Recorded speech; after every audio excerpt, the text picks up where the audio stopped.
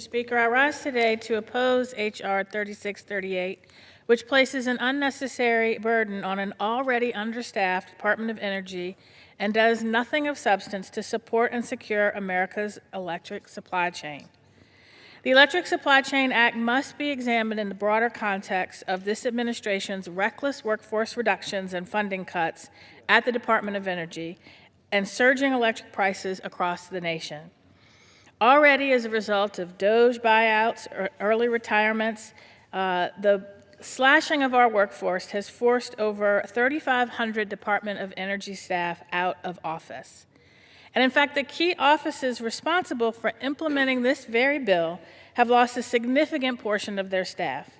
The Office of Manufacturing and Energy Supply Chains has lost about 2/3 of its staff and was eliminated from the Department of Energy's organization chart altogether.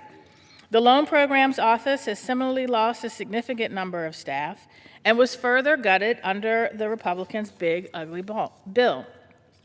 The effects of these cuts have far-reaching implications on the Department of Energy's ability to perform and meet expectations.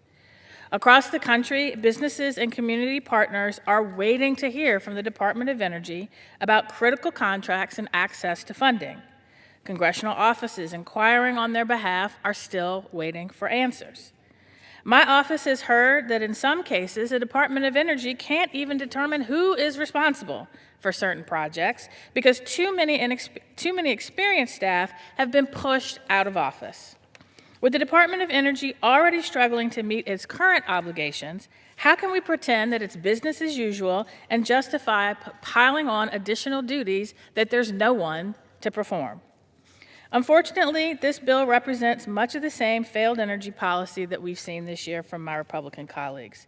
It adds busy work to the Department of Energy's already overfilled plate in the name of shoring up America's electric supply chain while doing nothing to address the active harm done to that very same supply chain by Republicans' attacks on clean energy, the cancellation authorized by the big ugly law of grants and programs that invest in American energy, and tariff policies that make it difficult to complete some projects.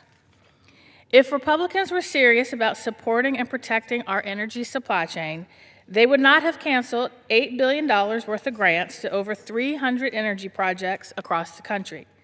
They would not have decimated the 45X Advanced Manufacturing Production Credit, which sought to encourage more domestic manufacturing and production of clean energy components. Instead, my colleagues across the aisle should have invested more in developing domestic sources of clean energy, invested more in domestic manufacturing, invested more in producing and refining rare earth minerals, either domestically or with our close allies. What we have before us today is an empty messaging bill with unfunded mandates for busy work that will not provide clarity and direction that we need to support and protect America's clean energy supply chain. I urge my colleagues to oppose this bill and refocus efforts that will actually strengthen our energy supply chain and reduce energy costs for our families.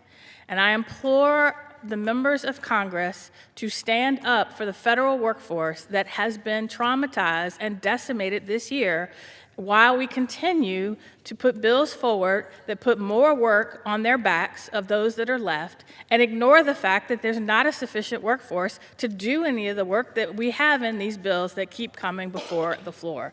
It's lunacy, and we need to get back to reality. And with that, I yield back.